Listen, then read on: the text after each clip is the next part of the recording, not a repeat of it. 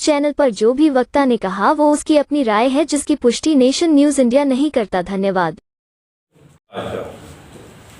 सबसे पहले आपकी अपनी पार्टी पीपल्स की तरफ से सभी मीडिया बंधुओं का मैं स्वागत करता हूं इस प्रेस कॉन्फ्रेंस में। और ये अति महत्वपूर्ण प्रेस वार्ता है जो शॉर्ट नोटिस में आप लोगों को हमने बुलाया है। इस प्रेस वार्ता का जो कोर बिंदु है वो ये है कि संवैधानिक पदों पे बैठे हुए, खासकर चुनाव आयोग में जो लोग बैठे हैं, वो लोग सत्ता में जो लोग हैं स्थापित, उनके साथ मिलके इस देश के नागरिकों का और राजनीतिक पार्टियों के फंडामेंटल राइट्स को हनन करने के लिए अनकॉन्स्टिट्यूशनल काम कर रहे हैं, अनकॉन्स्टिट्यूशनल रूल्स फ्रेम कर रहे हैं। और उन रूल्स को इस देश में कोई भी आदमी आवाज उठाने वाला नहीं है। आपकी अपनी पार्टी पीपल्स ने जो दिल्ली का नगर निगम का चुनाव अभी चल रहा है, जिसका नोटिफिकेशन 7 नवंबर को हुआ था, और उस नोटिफिकेशन के साथ जो नॉमिनेशन का फॉर्म दिया गया है, नॉमिनेशन के फॉर्म में सिंबल ऑर्डर 2022 का जिक्र है सेकंड कॉलम में। फर्स्ट कॉलम में नेशनल पार्टी और रिकॉग्नाइज पार्टी के बारे में है, स्टेट रिकॉग्नाइज पार्टी के बारे में, और सेकंड कॉलम में सिंबल ऑर्डर की बात कर रखी है और उसमें कुछ कंडीशंस लेट डाउन की हैं। लेकिन जो भारत में जितने भी अभी चुनाव चल रहे हैं पिछले काफ़ी समय से, उनमें एक डिफेक्ट है उस नॉमिनेशन पेपर में। उसमें रजिस्टर्ड पार्टी और अनरिकॉग्नाइज पार्टी का कोई भी क्लोज नहीं है नॉमिनेशन फॉर्म में। सिर्फ नेशनल पार्टी और स्टेट रिकॉग्नाइज पार्टी का क्लोज है, या फिर सीधा इंडिपेंडेंट है। तो देश में लगभग 24,000 रजिस्टर्ड पार्टियां हैं और भारत के संविधान का अनुच्छेद 19C ये गारंटी देता है कि कोई भी आदमी कोई एसोसिएशन फॉर्म कर सकता है, यूनियन फॉर्म कर सकता है और पॉलिटिकल पार्टी फॉर्म कर सकता है। इस आर्टिकल के साथ साथ आर्टिकल 324 और रिप्रेजेंटेशन ऑफ पीपल्स एक्ट का सेक्शन 29A, जब भी कोई पार्टी भारत के निर्वाचन आयोग में अपने आप को एक पार्टी के तौर पे रजिस्टर्ड कराना चाहती है, तो वो कम से कम 100 वोटर्स का एक ग्रुप लेके इलेक्शन कमीशन में जाती है और अपने आप को रजिस्टर्ड कराने की बात करती है। इलेक्शन कमीशन सभी डॉक्यूमेंट्स को वेरीफाई करने के बाद उस पार्टी का रजिस्ट्रेशन अलाउ करता है।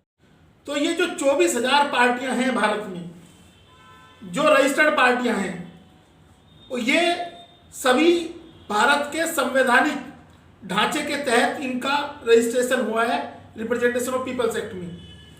लेकिन दिल्ली की ब्यूरोक्रेसी, जो दिल्ली के मुख्य चुनाव अधिकारी हैं, विजय देव ने इन चुनावों के दौरान जितनी भी 24,000 पार्टियां हैं रजिस्टर्ड, उन सभी के फंडामेंटल राइट को कर्टेल किया है, भारत के संविधान की धज्जियां उड़ाई है। और यह किसकी सह पे किया गया है?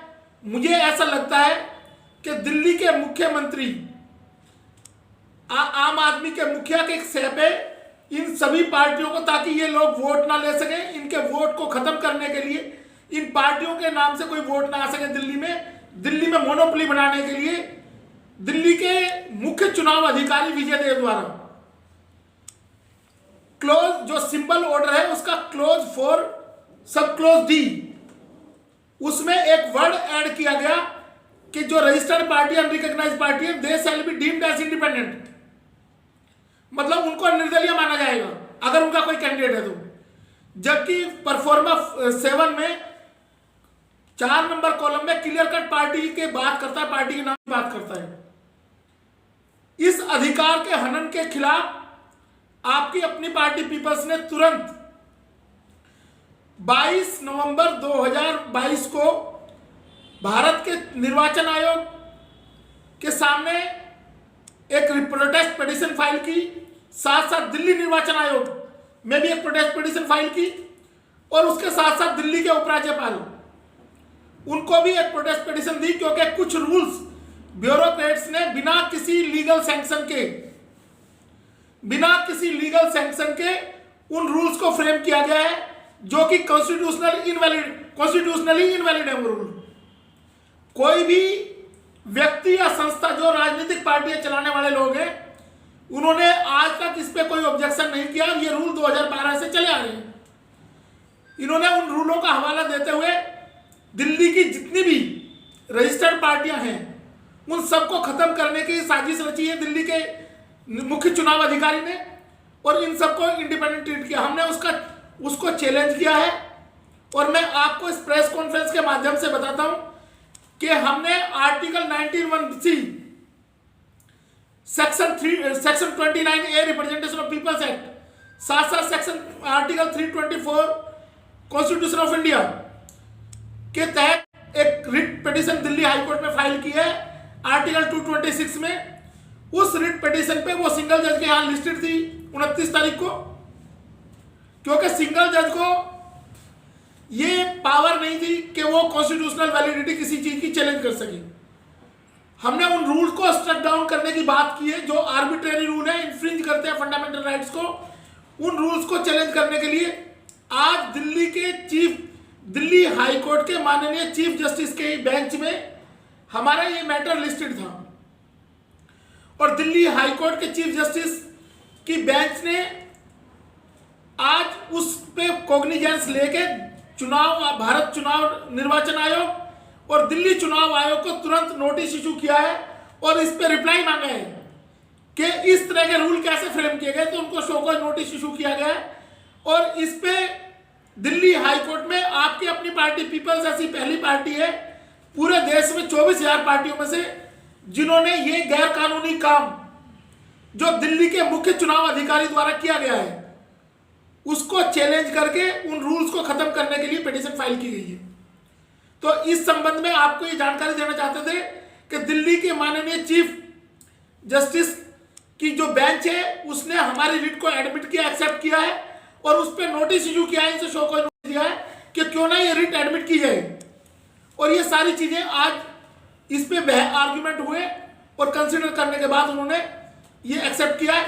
लेकिन इस प्रेस वार्ता के माध्यम से मैं भारत के मुख्य चुनाव आयुक्त से ये मांग करता हूं कि दिल्ली के मुख्य चुनाव अधिकारी विजय देव को तुरंत प्रभाव से चुनाव आयुक्त के चुनाव अधिकारी के पद से हटाया जाए। हमें ऐसा लगता है कि वो आम आदमी पार्टी को फायदा पहुंचाने के लिए ये सारा काम कर रहे हैं, षड्यंत्र रच रहे हैं, और दिल्ली की जितनी भी लोकल पार्टियां रजिस्टर्ड हैं उन सब का राइट खत्म करने के लिए उन्होंने आम आदमी पार्टी के साथ, आम आदमी पार्टी के मुखिया के साथ हाथ मिलाया है और दिल्ली में लोगों के फंडामेंटल राइट का हनन किया है। ऐसे ब्यूरोक्रेट्स को जो संवैधानिक अधिकारों की धज्जियां उड़ा रहे हैं, संवैधानिक अधिकारों को कुचलने का काम कर रहे हैं, उनको मेरी भारत निर्वाचन आयोग से तुरंत ये रिक्वेस्ट है कि वो तुरंत विजय देव को इस पद से हटाएं और किसी ईमानदार अधिकारी को इस पद पे लेके आए। सर, ये आपके संज्ञान में कब ये मैटर आया? ये मैटर हमारे संज्ञान में 19 तारीख की शाम को ये मैटर आया है। 19 तारीख की शाम को नोटिस बोर्ड पे डिस्प्ले किया गया कि परफॉर्मा 7 में जो हमने कैंडिडेट उतारे हुए मैदान में उनके सामने भी निर्दलीय लिखा गया है। तो अब जो भी बैलेट पेपर छपा है दिल्ली में उसमें जो भी पार्टियां हैं रजिस्टर्ड उनमें किसी का भी नाम नहीं आएगा, वहां सामने निर्दलीय लिखा जाएगा। ये इतना बड़ा, इतना अनकॉन्स्टिट्यूशनल काम दिल्ली चुनाव आयोग ने किया है, और इसके मुखिया विजय देव सीधा सीधा आम आदमी पार्टी को फायदा पहुंचाने के लिए काम कर रहे हैं।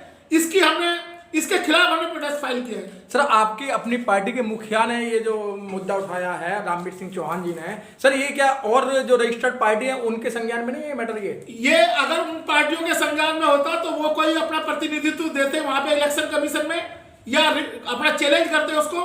हमारे संज्ञान में जैसे ये बात आई है हमने तुरंत इस पे प्रभाव से कार्रवाई की है, और माननीय दिल्ली हाईकोर्ट ने आज honourable chief justice of Delhi high court की जो बेंच थी उसने इसको कंसीडर किया, रूल्स को मंगा के उन्होंने देखा और तुरंत इस पे नोटिस इशू किया है चुनाव आयोग को और दिल्ली चुनाव, भारत निर्वाचन आयोग को और दिल्ली चुनाव आयोग को, कि आपने इस तरह के ये रूल्स क्यों ना स्ट्रक डाउन कर दिए जाएं। तो क्या लगता है सर, जो ये नोटिस है, इस नोटिस से कुछ असर पड़ेगा? क्योंकि जो काम था वो तो निकल चुका है और मात्र कल चुनाव प्रचार बंद हो जाएगा। देखिए, जो प्रक्रिया है, आप सिस्टम को जानते हैं। आज हमने इसको चैलेंज किया ड्यूरिंग द इलेक्शन प्रोसेस। जी, the election process can not be hold on. हमने माननीय चीफ जस्टिस के यहाँ बिल्कुल साफ शब्दों में ये कहा कि हम यहाँ पे क्लोज 4 में जो परफॉर्मा 7 है उसका क्लोज 4 में पार्टी का नाम ऐड कराने आए हैं। We do not want to stuck of the election process. Election process रोकने का हमारा मकसद नहीं था, लेकिन इस देश में सोई हुई जनता को जगाने और ऐसे आर्बिट्रेरी रूल को खत्म कराने के लिए हमने ये पहल की है, ताकि भविष्य में कोई भी ब्यूरोक्रेट या निर्वाचन अधिकारी निरंकुश बनके ऐसे असंवैधानिक नियम ना बनाए जिससे लोगों के अधिकारों का हनन हो। सर, अगर नोटिस पे कोई कार्रवाई नहीं होती है तो उसका अगला कदम क्या होगा आपका? नोटिस पे कार्रवाई क्यों नहीं है? इलेक्शन कमीशन को रिप्लाई, दिल्ली हाईकोर्ट ने रिप्लाई मांगा है, इलेक्शन कमीशन से शो कॉज नोटिस दिया है, केस पे जवाब दो, ये रूल है आपने कैसे फ्रेम किए। तो कार्रवाई तो अब हो चुकी है।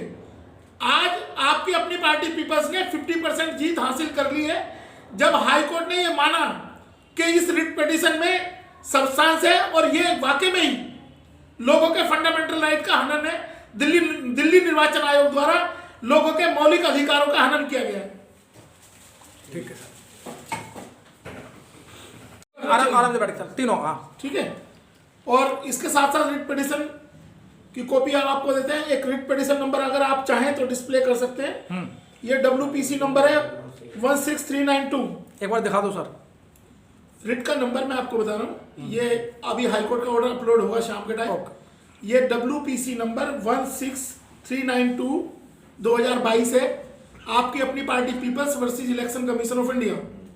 और ये मैटर आज आइटम नंबर 27 था दिल्ली हाईकोर्ट की चीफ जस्टिस की बेंच में। वहां पे ये मैटर लिस्टेड था और वहां पे ये सारी कार्रवाई हुई है, जिसमें इलेक्शन कमीशन की तरफ से भी एडवोकेट पेश हुए और दिल्ली इलेक्शन कमीशन के भी एडवोकेट आज पेश हुए। और उन्होंने कोशिश की थी मामले को दबाने की, कि मामले को तुरंत दबाया जाए, लेकिन दिल्ली हाईकोर्ट के माननीय चीफ जस्टिस ने माना कि यह सीरियस मामला है और इस पर तुरंत जवाब के लिए उन्होंने लिखा है, नोटिस इशू किया उनको। ठीक है, थैंक यू।